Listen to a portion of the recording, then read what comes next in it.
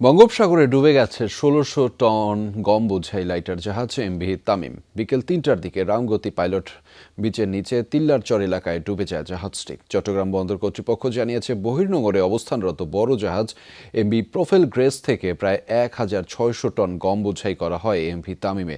এরপর ঢাকার Nabil auto flower মিলের উদ্দেশ্যে রওনা হয় গম বোঝাই জাহাজটি। চলার পথে জাহাজের সামনের হেজ ফেটে পানি ঢুকে যায়। সময়ের মধ্যেই ১২ নাবিককে উদ্ধার করে আরেকটি জাহাজ। পানির নিচে কোনো ধরনের বস্তুর সাথে লেগে হেজ ফেটে যায়।